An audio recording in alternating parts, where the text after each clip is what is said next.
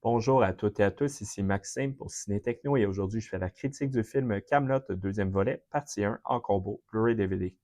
Le film est réalisé par Alexandre Astier et met en vedette Alexandre Astier, Christian Clavier, Alain Chabat, Audrey Fleurot, Guillaume Gallienne, Virginie Ledoyen, Anne Giroir, Jean-Christophe Ambert, Lionel Astier, Clovis Cornillac et Redouane Bougueraba.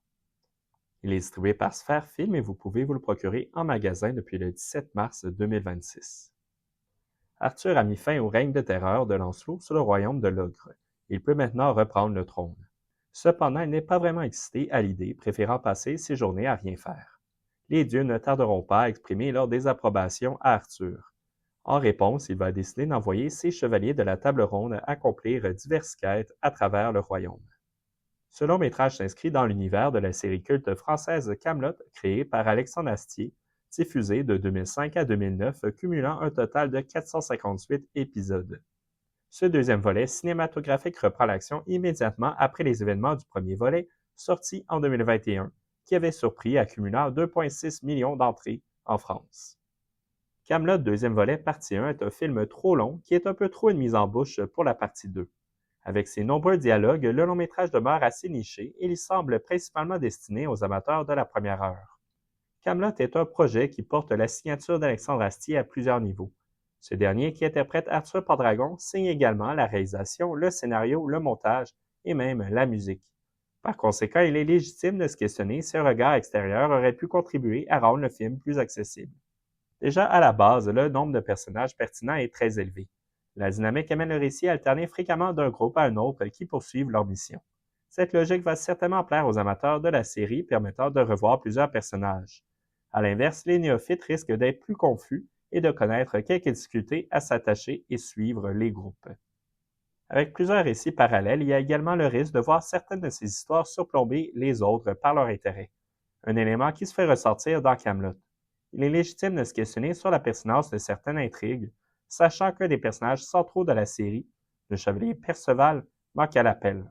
En effet, les rumeurs indiquent que l'acteur Franck Pittiot, l'interprète de Perceval dans la série, avait eu la chance de lire le scénario d'avance et a refusé de participer au projet, n'étant pas convaincu par celui-ci.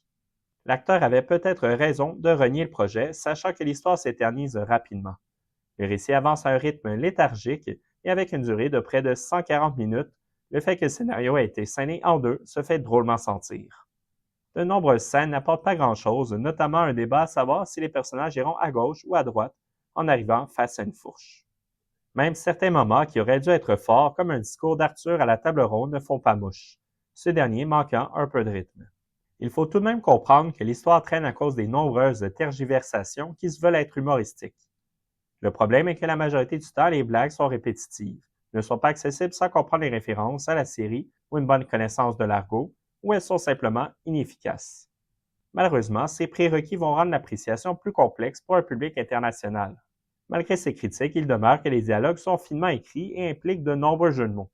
Le problème, c'est qu'ils n'ont pas l'effet escompté.